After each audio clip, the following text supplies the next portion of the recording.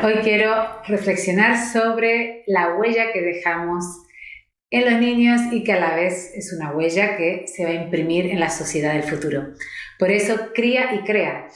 Parece un juego de palabras y así lo es, pero para eso es, para reflexionar sobre cómo como agentes implicados en la crianza, ya sea como familia o en la escuela, realmente somos co-creadores de la humanidad del futuro, de la sociedad del futuro. Siempre todo lo que hacemos tiene un impacto en los niños y esto a la vez se verá reflejado en la sociedad. Y este impacto puede ser, pues eso, mejor o peor. Y entonces lo que vamos a ver hoy, lo que quiero ordenar algunas ideas para ayudarte a tomar conciencia de estas actitudes, de estas maneras de relacionarnos con los niños, de ciertas prácticas que te podemos poner atención para que en vez de que tengan un impacto negativo, tengan un impacto más positivo. Porque ciertamente lo que es la lista de lo que todos queremos de los niños, tanto en la escuela como en casa, estamos bastante de acuerdo en general con esa lista de deseos, esa lista de objetivos. Queremos que desarrollen su creatividad, su imaginación, inteligencia emocional, habilidades personales y sociales, pues queremos que tengan iniciativa propia, emprendimiento, que estén empoderados, etcétera, etcétera. Ahí solemos estar de acuerdo, queremos que sean empáticos, colaborativos. Sin embargo, luego, aquí pasa muchas veces que del dicho al hecho hay un largo trecho.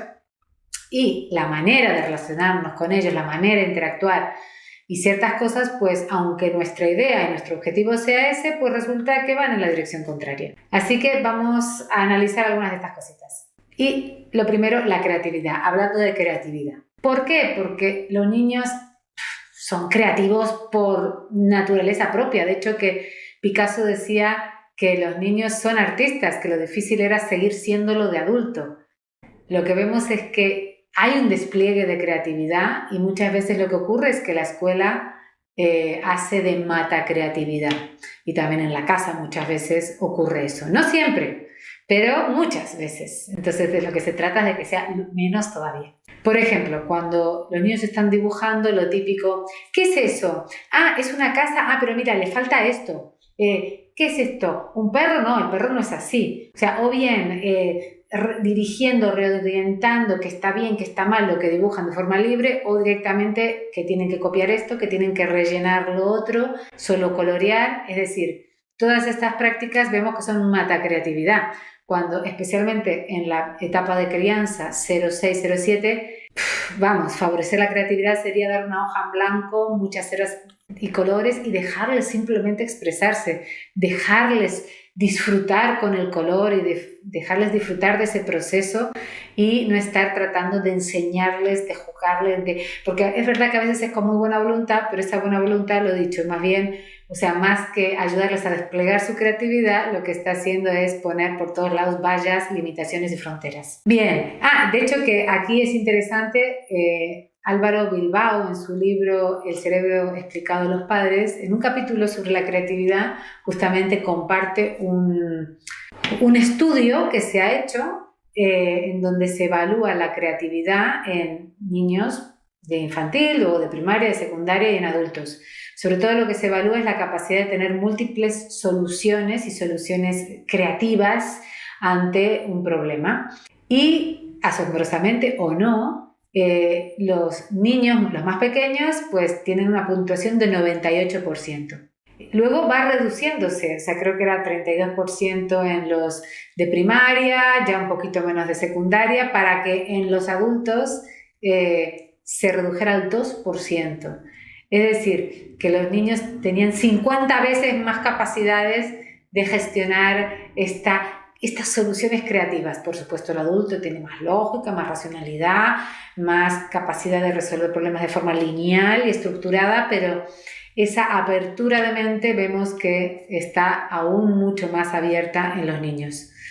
Así que eso, atención en esta etapa, que más bien nos toca a nosotros aprender de ellos y no al revés. Otro aspecto, la imaginación. Ahí aquí pasa un poquito más de lo mismo. ¿Cuántas veces los niños se ponen a contarnos historias fantásticas que se les han ocurrido o dicen que han visto?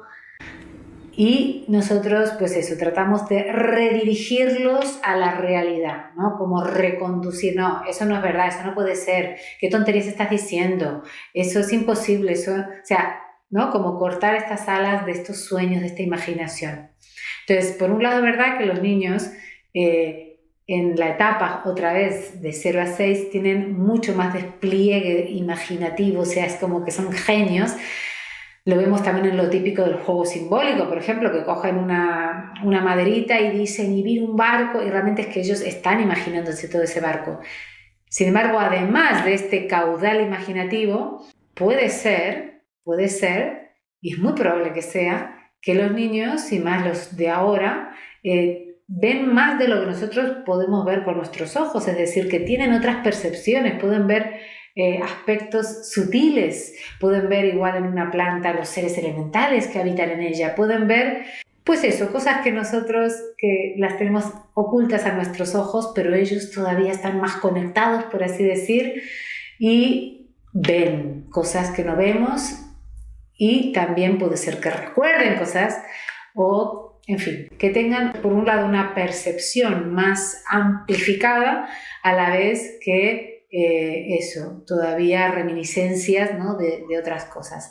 Aquí mi recomendación es por lo menos abrirse a ese asombro, ese respeto de que todo es posible. O sea, no ridiculizarlos, no decirles que es una tontería, no tratarlos de locos. O sea, saber simplemente que todo esto es un fenómeno más normal de lo que imaginamos. Entonces lo mínimo es no cortarles esas alas, sino dejarles, sí, por lo menos eso, dar espacio a que eso que está pueda salir. Otro gran tema es el del respeto y la cooperación. Todos queremos que los niños sean cooperadores, sean empáticos, sean ciudadanos que saben respetar al otro, etcétera, etcétera. Sin embargo, esto empieza con nosotros, empieza con el propio modelo, no lo que de piquito decimos, hay que portarse bien, hay que ser buenos unos con los otros, sino lo que realmente nosotros como con los niños interactuamos. Somos realmente profundamente respetuosos. De hecho, que esto que antes mencioné respecto a la creatividad y la imaginación ya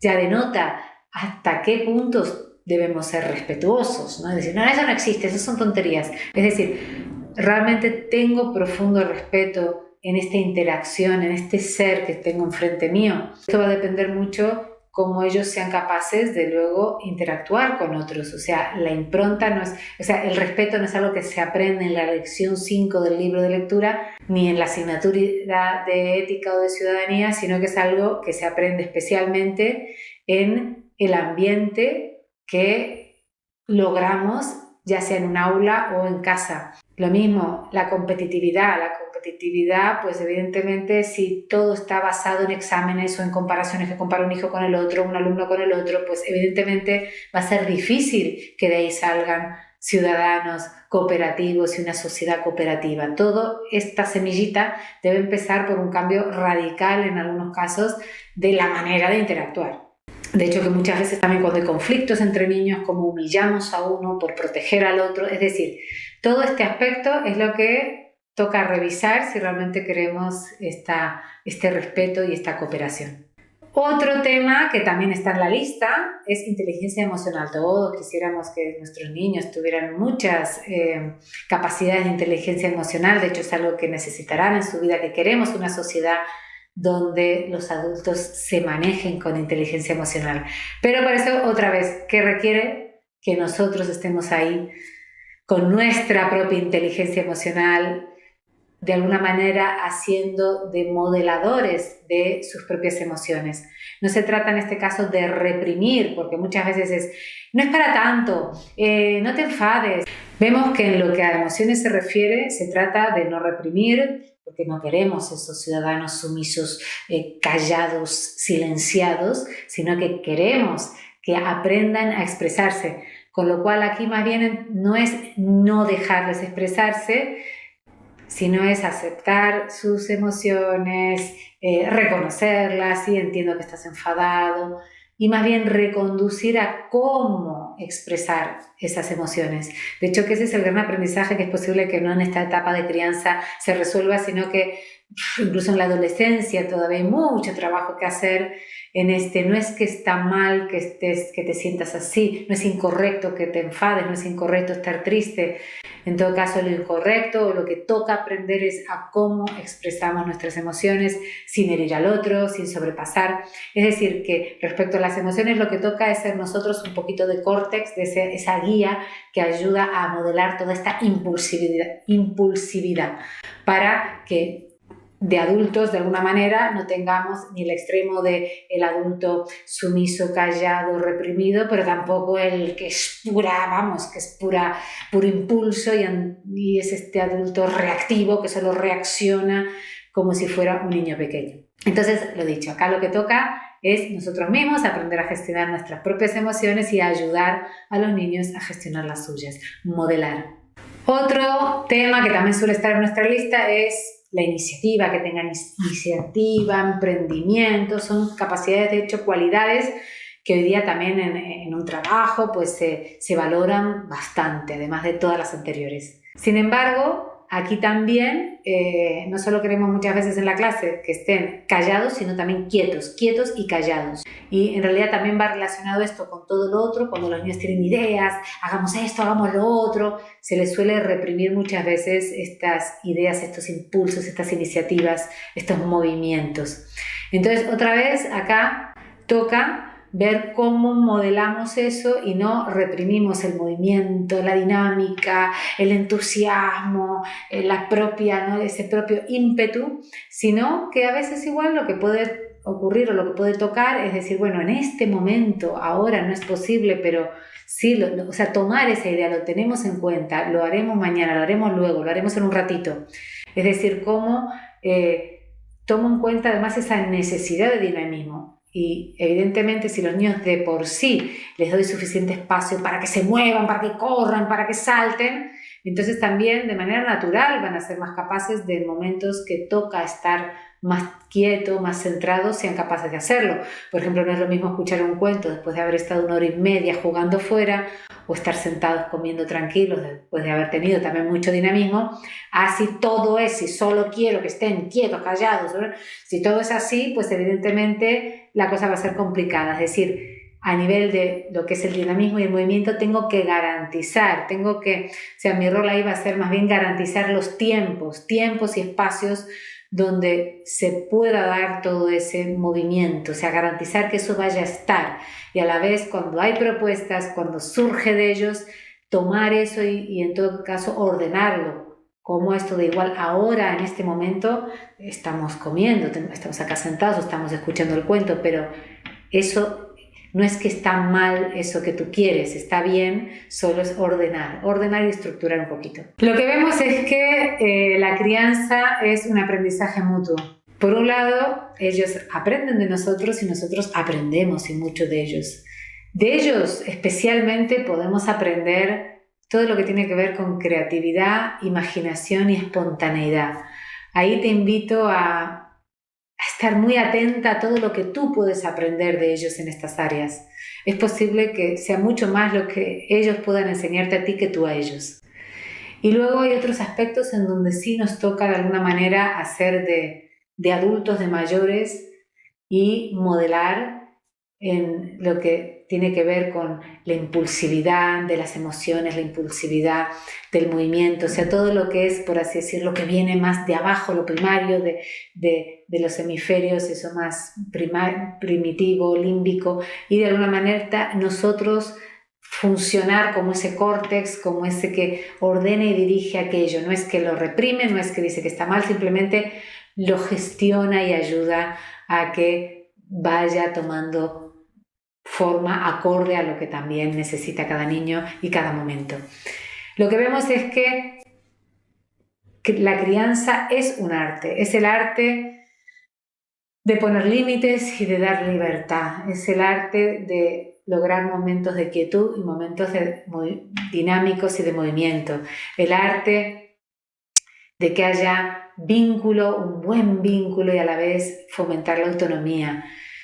es el arte de usar el sentido común, que a veces es el sentido que más falta para tener ese equilibrio de no irse a los extremos, de que haya ese equilibrio entre la estructura, entre la forma que da una guía, da un contorno, da un sostén, y esa expansión, esa libertad, esa movilidad que los niños necesitan. Criar es un arte y a la vez criar, además de ser un arte, de necesitar de gran creatividad por nuestra parte, crea.